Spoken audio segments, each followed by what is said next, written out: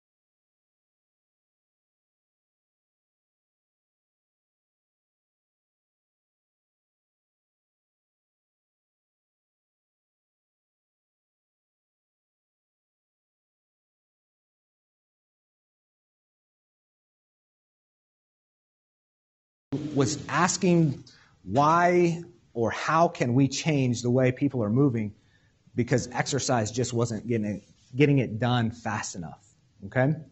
And that's when I also found out at the same time that I was going to be a dad. So now I started researching like a madman. Anything that had to do with health or anything that could impact health, I wanted to know about. Anywhere from flame retardants on mattresses or what's in your soap or, anything and everything. So 8 years later, I still research like a madman about everything, but I've learned a lot along the way. One of the ladies I found, her name's Katie Bowman. I mentioned her in my article if you guys haven't read it, but we'll talk a lot about her. But she brought me to this concept of dynamic aging. So what is dynamic aging? It's kind of a term much like the term fitness. Fitness can mean so much to or it can mean different things to different people. So this is my definition of dynamic aging: the ability to adapt and interact with a variety of environments and conditions. So that's kind of a global look at what dynamic aging is. Some people, dynamic aging is climbing Mount Everest. Some people, dynamic aging means running a marathon, or sometimes going on vacation. Just being able to walk enough during vacation is enough to consider that being able to dynamically age. Some people, it's putting their socks on. Okay? Independence. I have a client, that's what we're working on. We're working on putting on socks and having the physical capacity to walk out and get his newspaper. That's his goals right now. He doesn't need big goals. Or he just wants to be able to get his own paper. Okay? So, one of the big parts of dynamic aging is changing your perspective of what aging has to be or is. So, if we were playing charades and I did, what would you yell out? Yeah, I mean that's what we associate with getting older. Short, choppy steps, a walker, being recluse. These are those things that is kind of the narrative of what aging is or should be. And so that's what I want. Originally, this is the first step to being a dynamic ager, is rejecting the narrative of what aging is and the rate of decline that has to be. What we see as aging now is the aging process on a sedentary society. Orthopedic surgeons now make more than cardiovascular surgeons. They're doing more knees and more hips than they are heart attacks and the whole pacemaker and the whole nine. So how is it that our bodies are giving out on us so much earlier? In essence, we're having joints die before we die. Needing a new knee, needing a new hip. And so those are the questions we're going to be asking today. Is once we change the narrative and we say, you know what? That doesn't have to be me. I have things within my control to change the rate at which I age. And there's actually people who get better.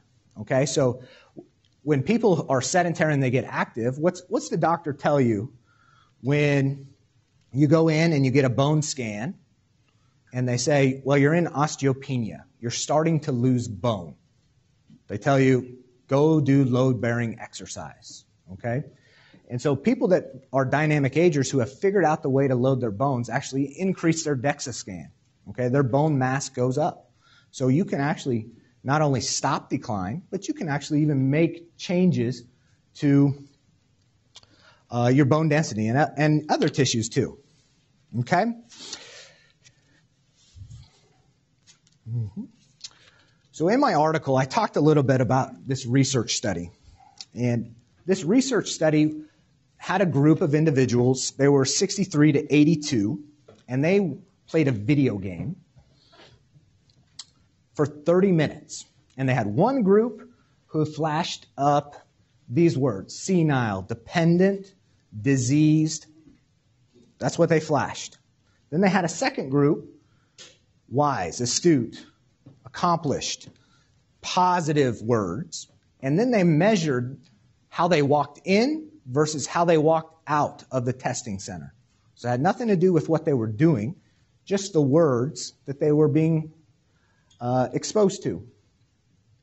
And so what they found was the positive reinforced people, their gait speed went up, and they spent longer time in their swing phase or on one leg, all just by the way they were perceiving their aging process to go.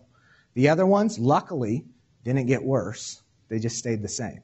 So the words you use in your own mind and how we talk to each other makes a big deal. So this is where the term goldener came up. Is the word senior kind of has a negative connotation for some. Clinically, we say you're a senior because we want to lump you into an age demographic, but it really doesn't mean a whole lot. So the term goldener is an attempt to have a more positive outlook on what aging or being in that demographic looks like. So, big topic. We're going to try and get it down into looking at how we move, how often we move, how much we're moving. And this is just one of my favorite sayings, so I put it in there. So let's take a look at it. Now, have you guys heard the term sitting is the new smoking? Anybody heard this term? It's kind of popular. It's kind of catchy. It's kind of, a great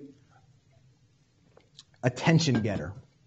And where all that came from was there's a researcher who did some research on people and found that people who exercise every day for an hour, we classify them in exercise as very active people. But what this research did was they looked at these people who are very active. You're doing yoga, they're going for runs, they're going hiking, but they're only moving about 4% of the day. The other parts of the day, they're being sedentary, just like the sedentary people. So they're only 4% of their days spent moving, and so now there's a new term. It's called actively sedentary. Okay? So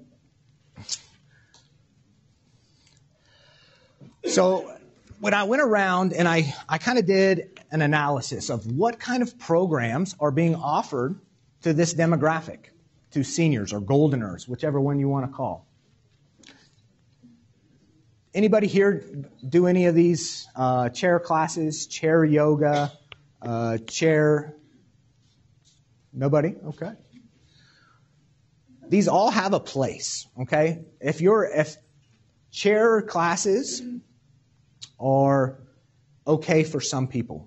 Okay, what I personally see is I went and talked to a group who was doing chair aerobics, and everybody who got up out of there, now I wasn't training them, so I don't know them, so it's probably not a fair act, but they moved just fine. They're balanced, they weren't stumbling, they didn't need walkers, they didn't have canes. So my question was, did they get better in everyday life? And a lot of these chair classes seem to fall short on challenging the real limiting factors of what keeps people from doing what they want or what they would love to do, getting down and playing with grandkids to climbing Mount Everest. I don't know if anybody wants to do that, but where'd my clicker go? There it is. Wrong way. Okay, so let's look at how we move. So when we look at how we move, who taught you how to walk? Who taught you how to roll over? As parents, we do no teaching. We only provide a safe environment for your innate ability to do these movements. So when we look across the demographics of all across the world, humans develop in a very similar pattern no matter what. Okay? Supine, rolling, crawling, kneeling, vertical stance, prone, quadruped, sitting, squatting, and gait. Just looking at this screen, how many of those movements can you do? Can you get all of them? If you can, that's great. Okay? This is where we start. So similar to what we're doing now with nutrition is we're going back. We're saying we have screwed it up so much that we need to go back and see how humans were originally eating before we got all crazy. We're doing the same thing with movement. It's saying we have created elliptical machines and chest press machines and gadgets and gizmos. We're going to have to go back to the way we were created, okay, what was inherent. And one cool thing is if you take a newborn baby and you stand it up and put its legs in water, it will already do the walking. So it's not watching us walk It's already there. Okay? Then they get chunky and then they can't do it anymore because they're not strong enough. But it's a cool thing to see. So there's many benefits of a lot. In exercise, you hear a lot about core. Anybody heard of core strengthening? And everybody needs a strong core, and it's all true. But how did we get a strong core originally? Rolling and crawling. I should have used my laser. Rolling and crawling are where we do it. But people get really apprehensive about getting to the ground. Okay, and getting to the ground is a big barrier for people.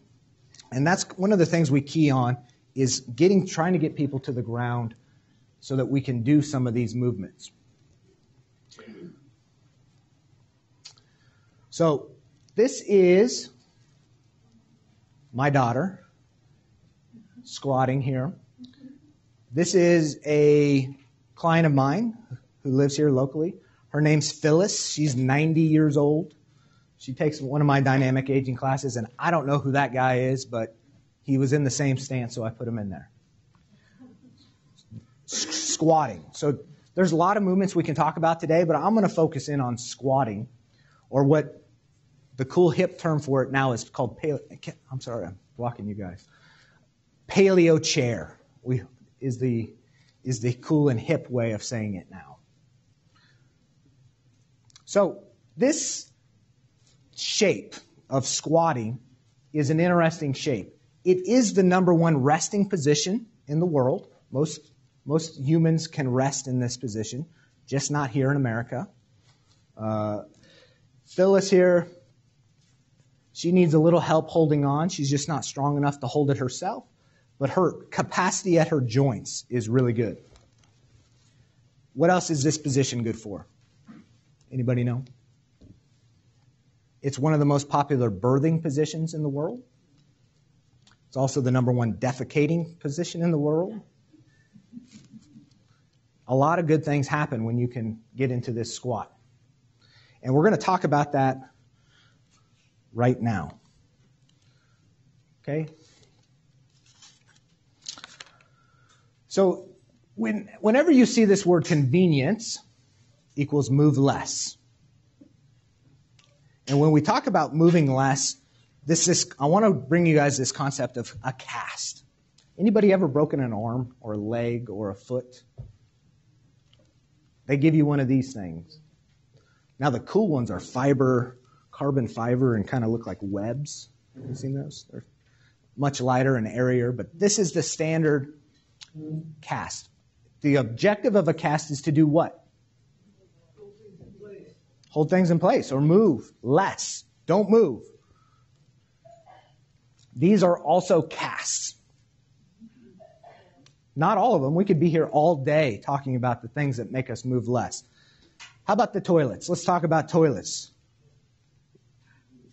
This is the new trend right now. Comfort height toilets, 20 or 18 inches high, versus a conventional 15 or 14 inches. Every time we go to the bathroom, we're moving less. Where our ability to drop our hips lower just got taken away on one of the few times that we dropped below 90 degrees was on a toilet. Just by changing out your toilet, you just change things. Now, they're great. If you can't get down that low, it's a good thing. But if you can get that low, we just casted ourselves just a little bit. How about this guy? A sidewalk. How does a sidewalk make us move less?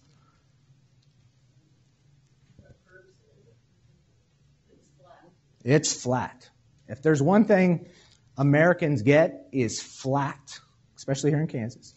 Flat and consistent.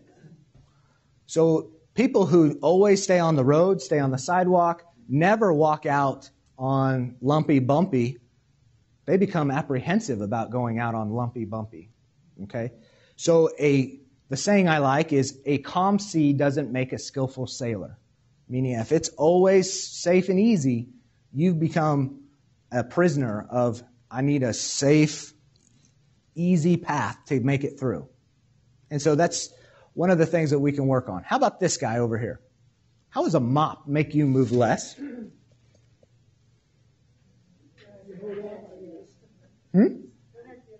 Exactly.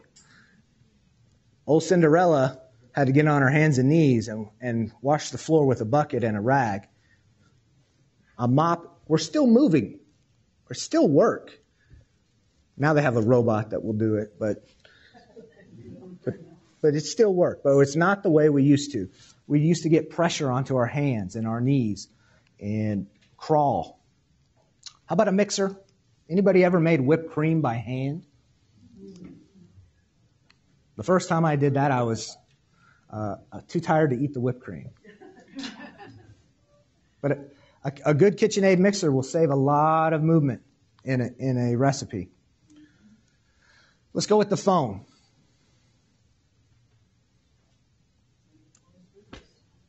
Everything. No, you don't even have to get a phone book out. My kids didn't even know what a phone book was. They threw it on our driveway, and I had to tell them. People had to open this book up and find numbers. And so you can do anything from your phone. Book airline tickets, whatever you want. You can do it. How about this guy here? Cars are the quintessential move less thing. My van, I push a button. The door slides open. Door slides closed.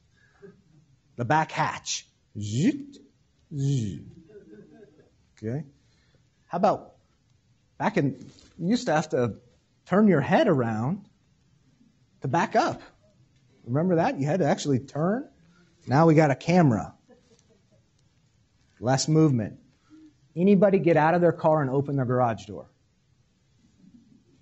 Good job. Fantastic. It's broken. But we don't do that. We push a button. Mine's right here.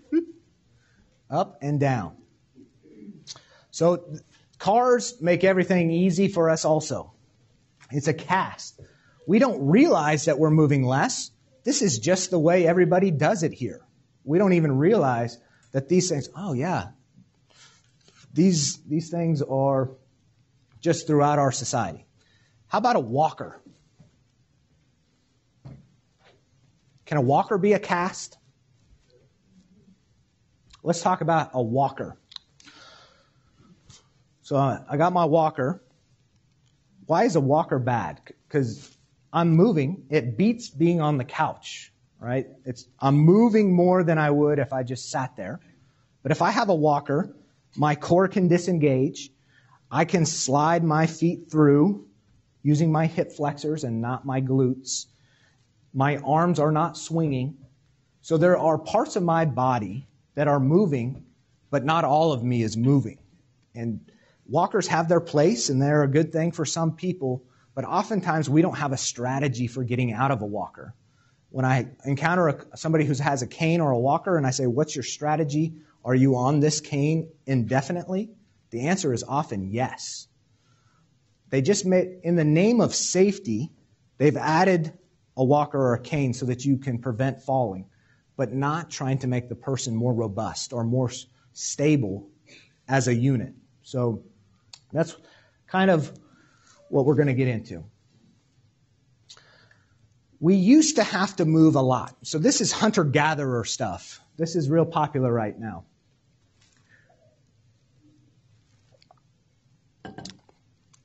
So let's talk about hunting before we talk about the gathering part. Anybody know the original way that we think we were hunters? You do? Okay. You're not allowed. Dr. Ann's not allowed. One of the first ways is called persistence hunting. And persistence hunting, what people don't realize is humans have a weird ability of sweating, and how amazing that is. Because most animals don't sweat. They can't. They must pant. And so the way we used to hunt is we'd go out in packs, and we'd have one person pushing or rabbiting, going after the animal. And the pack would come out, and we'd switch out and run them to death. Okay? They'd have a heat stroke or a heart attack and die. If that was the case today, we'd have a lot of less human beings because Not many can hunt like that anymore. Now, there's an Aborigine, an anthropologist he's out of Australia. They found footprints that have been preserved in the mud, petrified, or I think that's the word for it. And they were analyzing the gait of this person, chasing an animal in a mud flat. And this Aborigine guy, they think it's a guy by his foot, was running 23 miles per hour in the mud, barefoot. Usain Bolt, on a track in cleats, optimal condition, runs about 26 miles per hour. So he's booking it. And we don't even know if that guy was the fastest guy in the group. He was just the one who got captured in the mud that day. So our capacity for moving has been great. We're just de-evolving at this point where we don't have to do that anymore. But spear throwing and combat and all those movements are the fun ones, or the exciting ones that most people gravitate to. When we talk hunter-gatherer, oftentimes the gatherer part is left out. All the motions that need to happen to be a gatherer, whether it's picking mushrooms or harvesting apples or hauling crops out of the field, or just even separating or working green beans or shucking corn or whatever it is, the physical capacity necessary to do that is high. They're not exciting movements, but they often have a asymmetrical stance or a squat that is a fundamental movement skill that we kind of talked about before. But because our lives don't need it anymore, we have disregarded needing to get down to the floor. This is the closest thing we have of foraging for food. Costco, Dillon's, Walmart, wherever you shop, Whole Foods, whatever you're shopping, walking up and down the aisle is the closest most get to foraging for food, at least the people I know. Even that is getting jeopardized by click it. Click it. Now you're just going to peruse your grocery list and drive on up, and somebody's going to put it in your car and you drive it on home. So in my article, I talk about carrying a basket. And the cart is an interesting thing. It does a lot of things to us at the supermarket that we can avoid by doing the cart. Or I should say by doing the basket. Anybody here ever use those hand baskets? Great. There's a lot of value. So a lot of people have a hard time cutting out more time for exercise, cutting out more time for movement. And going to the grocery store is a great opportunity to add some of that stuff in. So in my article, I talk about carrying a basket. And carrying a basket can do a lot of cool stuff for us. Grip strength. Okay. As that gets heavier, my grip has to get better. And endurance. It kind of speeds you along once you start getting tired. But you have to put it down. And you have to get your stuff. And then you got to put it back down. And if you're like me, you'll forget the one thing I was supposed to come and have to go turn around and go get it. But asymmetrical load or asymmetrical carrying, reaching, squatting. Then you can self-check out. Then you can carry your own bags out to your car. All movement, they wouldn't be classified as exercises, right? Because they're task-driven. They're not quantifiable by reps and all that stuff. So grocery shopping is one of my favorite ways to get people moving more. And Costco is a big place. I mean, you got to walk a long way to get around that thing. But Costco does not have hand baskets. You got to have a flatbed truck because you're coming out with a lot. All right. Hopefully your basket looks something like this. We're not going to talk about nutrition today because that's a whole nother topic. But hopefully I put that one in there because that would be cool if everybody's carts kind of look like that. Okay. Well, it doesn't really show up here, but The next big cast that we're going to talk about is the thing you're in right now, a chair. A chair, this guy is sitting at a desk, this gal sitting in a car, and this one's in your cushy recliner. I guess since you can't see them on there, you just imagine yourself adapting to this position almost all the time. You know, Fitbits track steps. I wish it would track butt time, the time that you sit on your butt. Because that would be a much more sobering number than not hitting your 10,000 step goal. So sitting, the body is smart. It wants to conserve energy all the time. So if you're always in this 90-90-90 position, guess what's going to happen? Your body's going to shorten your muscles and make you tight to make you a better sitter. So we can take it all the way back to school. Okay, imagine yourself as a kindergartner. Okay, go there in your head, in your mind. What skill do you practice most? All through school. You will practice nothing more than sitting the entire time. Okay, we indoctrinate sitting, and often in a desk, and often in this position from the get-go. Sit down, be quiet, do your work. Okay, so there's a lot of cool schools out in California. There's a school that's standing only. From the time they start all the way up. They don't know anything about sitting. Now, you can stand in a poor position. So standing is not the only solution. Moving or a dynamic workstation is really the solution. Humans weren't made to stay still. Let's take it all the way back to that paleo time. What did your day consist of? Don't die. Find something to eat. Find shelter. Don't die. I mean, it was pretty simple. So, here we go. There is a multitude of ways to sit. And you can even sit differently in the chair you're sitting in. Is your back supported against the back? When that happens, your core disengages. It doesn't need to contract. Why would it contract? You're braced up against the back of the chair. Core disengaged. Now, sitting Indian style, or as I call it, crisscross applesauce, is what we called it with the kids. What does that do for us?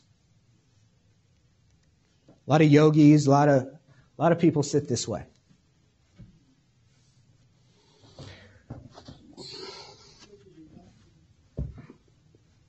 I'm working external rotation right now in my femur. So when we start losing the ability to tie our shoe, or we stop being able to get our socks on, oftentimes they have losing external rotation. So putting the knee out brings the foot to me so that I can clip my own nails, I can tie my shoe.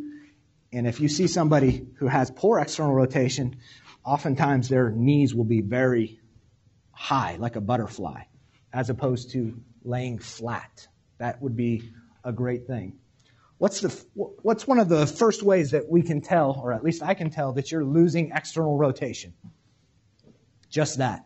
You're opting for shoes that you can poke your foot into so you don't have to tie your shoe. We're smart. I can't do it. I got a solution. Don't get better external rotation in your hip. Get shoes I can just poke my foot in. Slip-on shoes can just as easily be slip-off shoes. So when we're talking about a fall prevention, slippers can be its own issue there. There's a lot of different ways to sit. This is one of them. We got laying down on our side. We also have this one, and we have 90-90. What do these share in common? We've got to go to the floor in order to do some of these. Now, if getting to the floor is a long way away for you, what could we do? Say, I haven't been to the floor in years. Start with an ottoman. An ottoman is oftentimes lower than your chair. we can start right there. We are just increasing. Then we can go to a milking stool or a little stool, and then we can work on getting to the ground, getting back up. There's a lot of independence that can be, a lot of fall prevention or fall fearing comes from the inability to get up off the ground. Nobody wants to get stuck on the ground. So we just stop going there. We don't have to. So I don't want to get too technical or too sciencey, but I wanted you guys to leave with a vocab word. Mechanotransduction. So if somebody said, what did you learn? I want you to say, well, we discussed mechanotransduction and how it works. They'll be impressed. Okay? They'll be impressed. So my basic is the squishing and bending of cells at a cellular level, which stresses the cell wall to making them more robust and adaptable. Mechanotransduction sounds scary, sounds cool, but we do it all the time. It's just the idea, it's not even an idea. It's the way our bodies work. Mechanical stress turned into a biochemical reaction. So our cells need to be squished and pulled and pushed around and moved in order for the cells to be healthy. What happens if this doesn't happen? We need pressures. What do we do for pressures when we go see a massage therapist or we roll around on hard balls? We don't stress our bodies too much. Cushy seats, pillow top mattresses, your car, everything's almost cushioned now where our cells aren't getting squished the way they need to. And the takeaway of mechanotransduction is we need these stresses to stay healthy, and our cells need them, much like our cells need nutrition that we put in our mouth. There is nutrition through movement, which is this concept of nutritious movement, that our cells need to be healthy. Make sense? Anyone? Yeah? Excellent. Now, you all have been sitting way too long. I have been talking way too much. We're going to get up and do a movement break. So I want everybody who can to stand up. Wake that guy up in the back.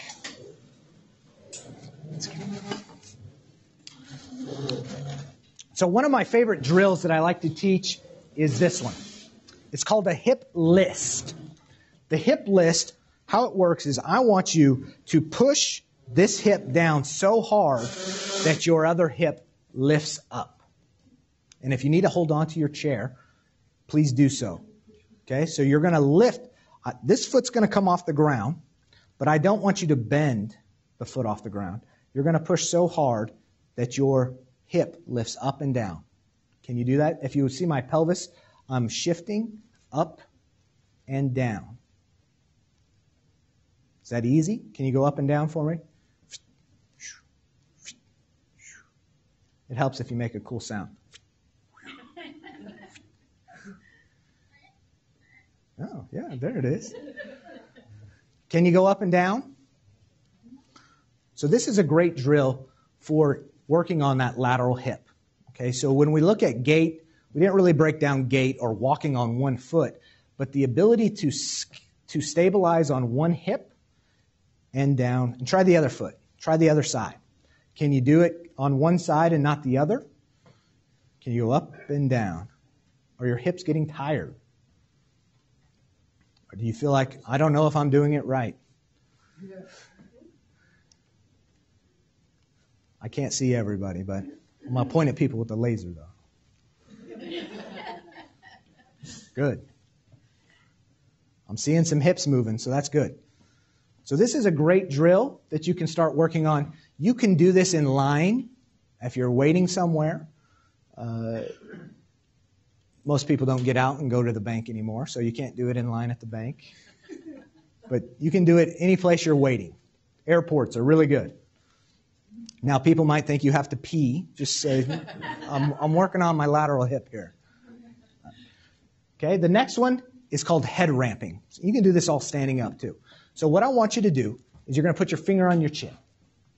And I want you to push your head back towards your cervical spine. So if you have I call this the double chin.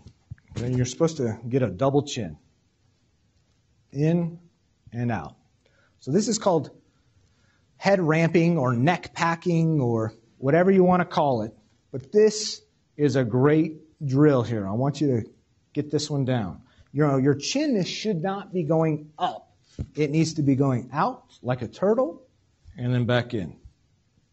And if you do that about 20 times or more, you might start feeling the back of your neck start getting tired. Okay? Because it's having to shorten because it's so used to being stretched out in front of you. And we're going to talk about kind of what that entails. So the fancy term for this is called upper cross syndrome, or Tex neck is often assigned to this. So for every inch that your head is in front of your cervical spine, it adds 10 pounds to your head. The average head weighs about 8 to 12 pounds. So if you have for math's sake, because I'm no mathematician, 10-pound head, 20-pound head, 30-pound head, 40-pound head. Okay? So when we see cervical radiculopathy and all these cervical issues starting happening in the neck, a lot of times it's a byproduct of our head being so far out in front of our body. Now, do you see many people with great posture and a head out here? Not generally. Generally, if the head's out here, we have the core has disengaged, the shoulders have become kyphotic, and now I'm almost in a state of falling already. My weight has been so far forward. And so the head ramping is a great exercise to start. Now, how long can you do this for? Like a minute? Realistically, throughout the day, how much head ramping can you do? Not very long in relation to your day. So what would be a great way that we could maybe work on this? Driving a car. You'll get some stoplight looks. Absolutely. One thing you can consider is your pillow at night. Okay? So if you need 2 big pillows at night to sleep, you might think about where your head's at, because that pillow is needing to support your head forward. So you can test yourself with this. Tonight, when you lay down to bed, pull your pillow away and lay down flat. Can your head touch the ground? So a lot of times, the head's so far forward, they're leaning here, and their head has to lift the chin up so that it can even touch the mattress. And so that's a giveaway that we should be working on where your head position is. Okay? So you can slowly start working your pillow down to lower and lower and lower. And you might, over years, get to no pillow. But that's a hard sell for some people. I mean, pillows have been indoctrinated into our lives from the beginning. Newborn baby, do we put a pillow in? Mm-mm. When we put them in the toddler bed, we think, now you need a pillow. And then we never leave our pillow. So it's something to think about. We're not going to change it. I don't want you to go throw your pillows away. Okay?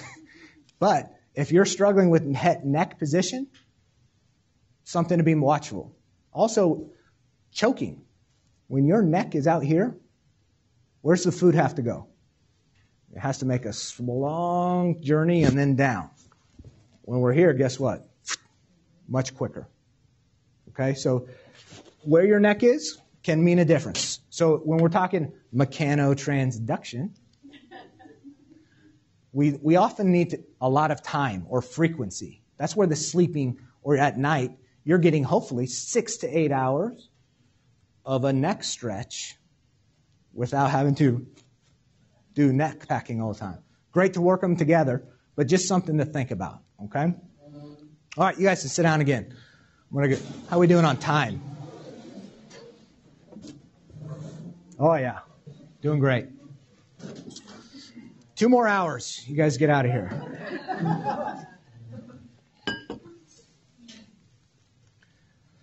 So the next slide, I want to talk about the thing I'm very passionate about, the thing that also we're indoctrinated from a very young age.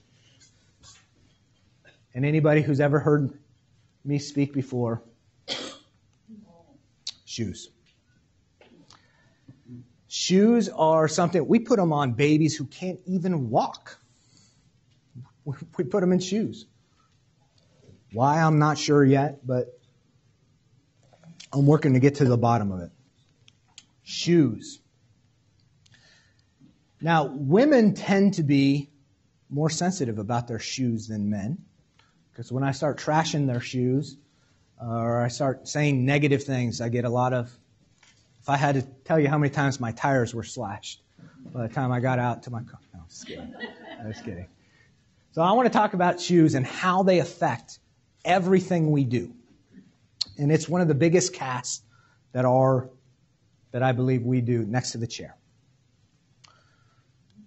The human foot is a masterpiece of engineering and artwork, said by this guy. I've never heard of him, but I hear he's pretty smart. Okay? So why would he say that? Ooh, don't go that far. The foot is an amazing thing. If you haven't studied it, it is fascinating. We have hundreds of muscles, tendons, and ligaments. This stat always got me. 1/4 of all of the bones in your body are in your feet from the ankle down. Okay, we got 33 joints, 26 bones in each one, 200,000 nerve endings. There's only 2 places in the body that have more. Your fingers, your hands, and your lips and your tongue. Next up, your feet. Your feet were made to feel. You know, we're going to talk about that.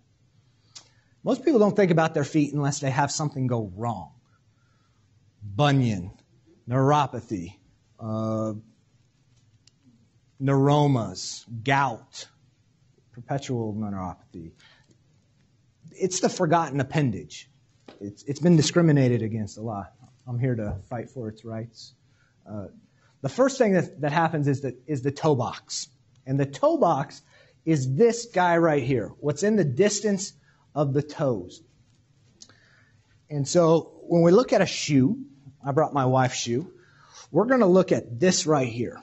When does the taper start happening? Let me use my handy dandy. When does the taper at the shoe start happening? This one is a conventional shoe, and you'll see the metatarsal heads, and now the pinky toe's getting pushed over, and the big toe starts getting pushed over, and oftentimes we start ending up with something that looks a little bit like this. And now there are some foot shapes that are more predisposed to developing bunions, but most often the thing they share in common is we wear shoes that don't look like our feet, and our feet start shaping to the shape of our shoes. See what my next slide is here. So this foot here, getting in people's way, this foot here has never worn shoes in its life. It's been unshod its entire life. So that we have a huge gap here between the toes. Most of the toes do not touch. There's no toe jam. There's nothing, you can't get in there. It's too much space in between there. This is Barago boy, and this is an adult. This is a kid that wore for a short time shoes, and we already saw a foot that most likely looked like this, wearing conventional shoes. The foot had already changed shape, so our feet are adaptable. Okay, they'll mold to the shapes we put them in. Now, we live out here. Any cowboys? We have any cowboy boot wearers? Okay. Big offender on the toe box situation. Now, why were cowboy boots shaped like that? To get them in the stirrups. You got it. They weren't made because they were performance shoes or that you could do your job easier. They were made just to get into the stirrup. So if you're a cowboy without a horse, you don't need to be in cowboy boots. How about cushion? So remember I talked to you about the 200,000 nerve endings that are on the bottom of your foot. When we buy shoes, how do we usually do it? Oh, I'm walking on clouds. Oh, that feels so good. So do you think we need all those 200,000 nerve endings to not feel? It doesn't make a whole lot of sense. So when we talk about, or when I talk about, and others in the field, about fall prevention, a lot of times they don't know where they are. They're not feeling the ground beneath them. You are up on a muffle. You're muffled to the input sources to your brain. Go from the bottom of your feet to your brain. And we don't think of it that way, but if we put mittens on our hands that had a 4-inch pad, we would know that we're not getting the feelings that we're supposed to be getting in a shoe. But when I talk to people about, well, we need to take your cushion down, they think, whoa, whoa, whoa. I need support, and I need my cushion. And the question is, do we? Do we need it? I'm gonna beg to that we were not made on a Friday at 4 o'clock where they said, we'll figure out the foot thing later. Okay? My idea is we were designed perfectly, and our shoes may be getting in the way of how we interact with the world. The next thing I want to talk to you about is toe spring. Anybody familiar with toe spring? Toe spring is this guy right here. It's a curve at the top of your shoe. And most running shoes and some walking shoes will have this little curve up where your toes are passively in extension. And when you go home, or you don't have to take your shoes off now, but look for your shoes and see if you have this toe spring. Now, has anybody here heard of plantar fasciitis? It's pretty popular right now. It will put you down if you have it. People cannot move, can't even get out of bed. And what happens is when the toes are in extension, the plantar fascia, which is the connective tissue that runs along the bottom of the foot, gets tight.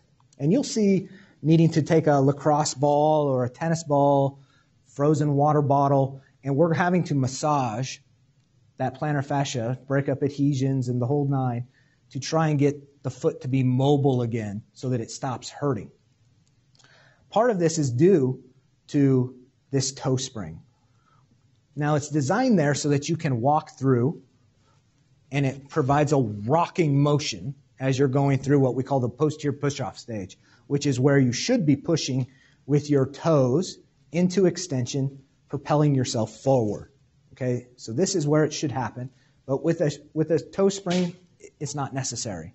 They've put in a mechanical rocker where actually you use less muscles because you're using momentum moving forward. Anytime momentum or gravity is working on you, your muscles are not working. So this toe spring is robbing you out of your glute workout while you're walking. It's eliminating the necessity to push off with your glutes. So be mindful of that. Ay. I'll tell you, I don't know that a woman designed that, because that looks like a torture device to me. Look at that foot. Can you imagine? I've never worn high heels, but that looks uncomfortable to me. So when I'm talking about toast, we're talking about heel drop here. So most shoes have at least a 2-inch heel on it. Even the boys are in high heels.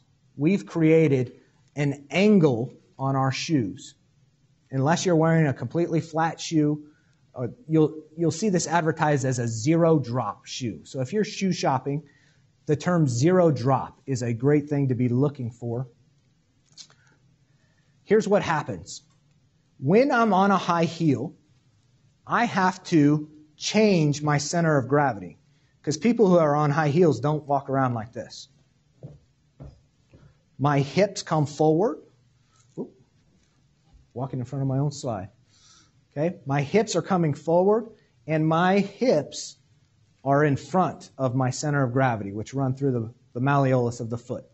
Okay, so when we're talking fall prevention programs, which are a common term, we can get as strong as we want. We're already in a state of falling here. Our hips have lead us into the room. If your hips enter the room before you do, you're already your center of gravity is forward.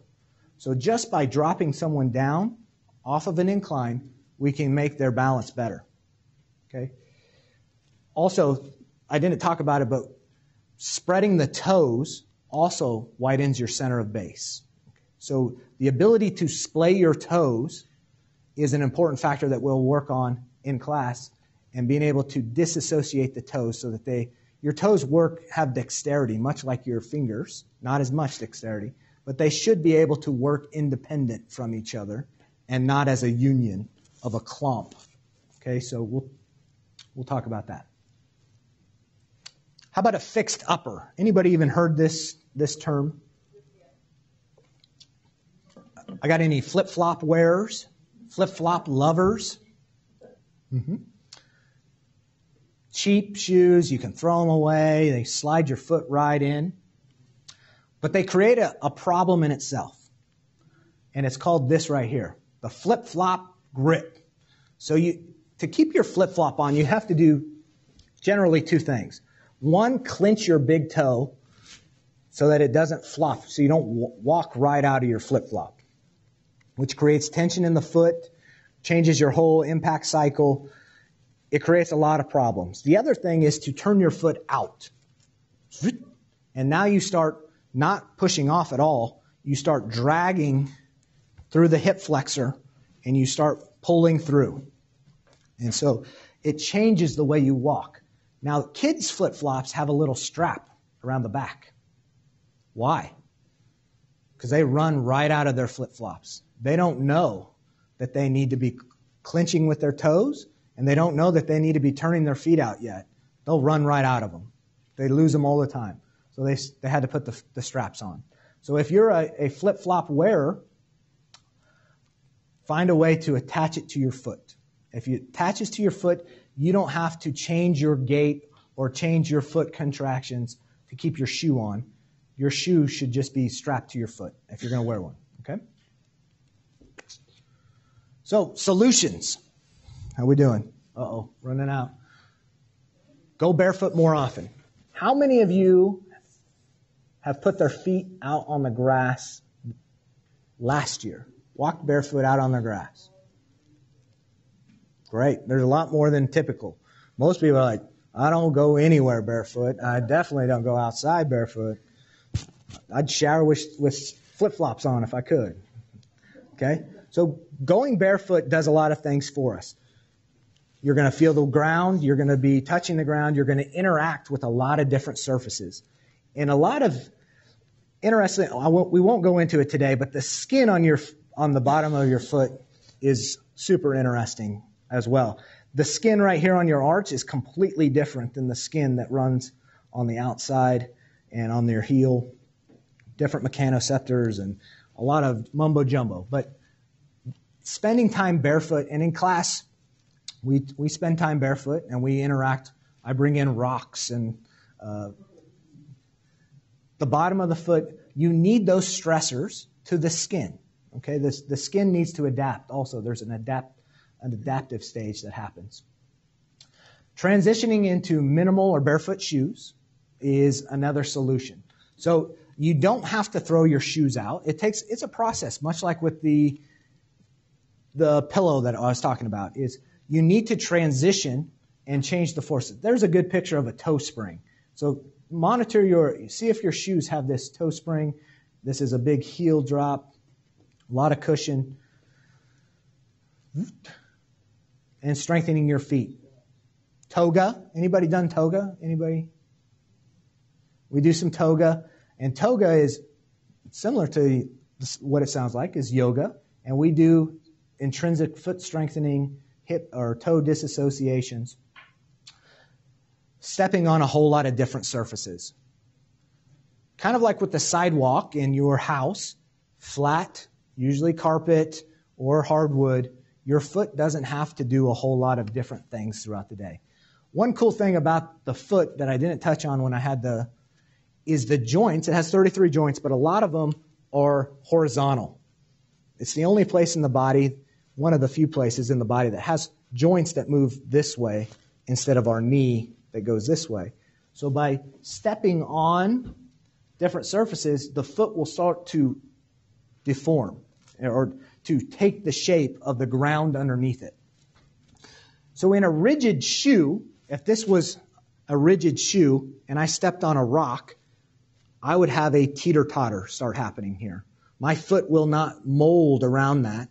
But if you have a shoe that can bend and twist and is flexible enough to allow your foot to do it, your foot will cup around that rock, much like this is, and your risk of falling or having to negotiate something goes down because you can have more surface area on the object that you're traversing across. Okay? Yada, yada, yada. So this is the class that we're going to have here. We're going to have it out in the pyramid in February, starting in February, Friday at 2. And we're going to work on a lot of this stuff. Intrinsic foot strengthening, getting to the ground, identifying limiting factors of why you can't get to the ground. Is it your ankle range of motion? Is it your knee range of motion? Do you have a knee replacement? Do you have a hip replacement? Maybe you just haven't done it in so long, you're just not sure how you should do it. That's what we're going to work on. We work on balance. We play games. If you read my article, we have fun. So we're finding ways to have fun and move. But also we have a purpose. We're trying to figure out how we can age dynamically or move dynamically and identifying the barriers of what are keeping us from doing that. If you take nothing else away from this lecture, this book right here is called Dynamic Aging by Katie Bowman. She is a biomechanist. She's a wickedly smart lady. Anything she puts out, I consume ravagely, and I only understand about 10% of all the wisdom she's spitting out. But this book is fantastic. I have a copy here. It is huge, big words or letters, pictures, really well written, and it's written to the layman. You know, it's not very technical. It's not a lot of mumbo jumbo. The cool thing is these 4 ladies here on the cover are co-authors.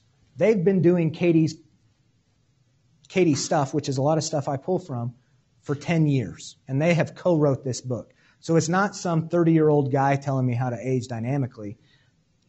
These ladies lived it. They've done it. They're 80 years old hanging from trees and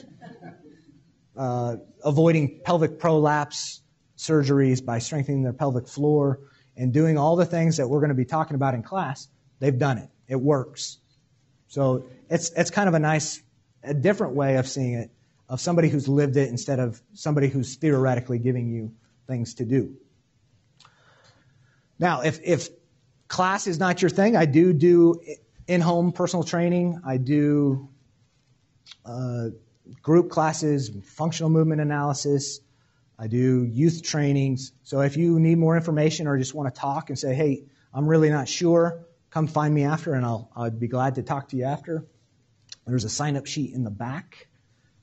If you would like to take the class or would like more information, please sign up and we'll contact you.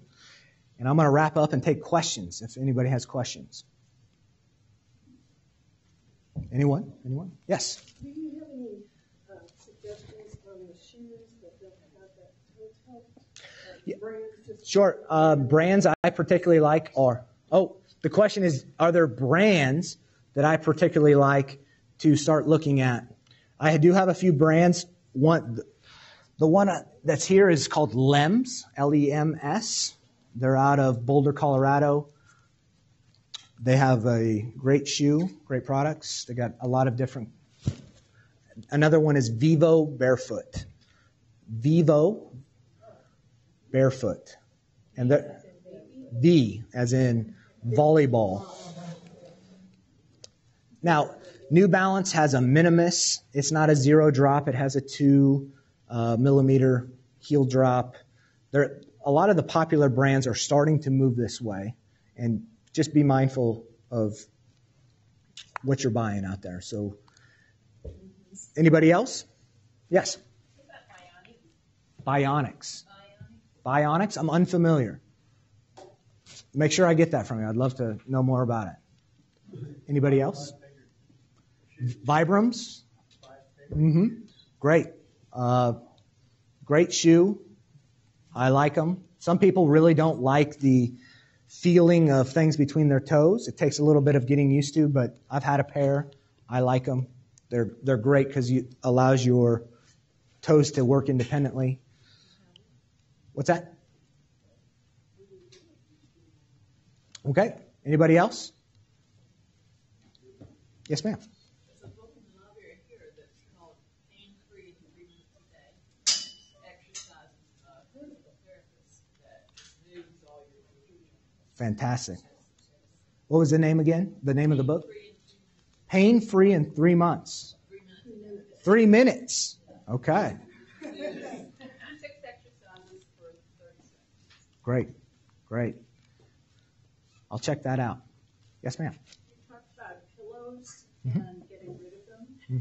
What if you need a wedge in order to have head elevated so you can breathe at night? Is that Sure. So we could look at elevating the entire bed,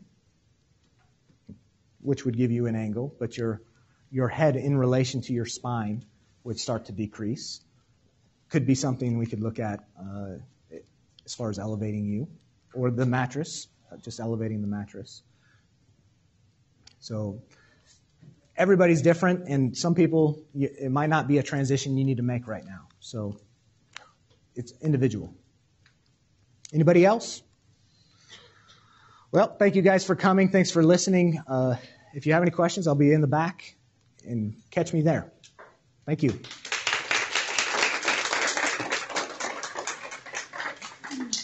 Thank you. I don't think I'm on. Thank you one more time to Chris for coming. And just if anybody's interested in signing up for his class, you can do it either through our website.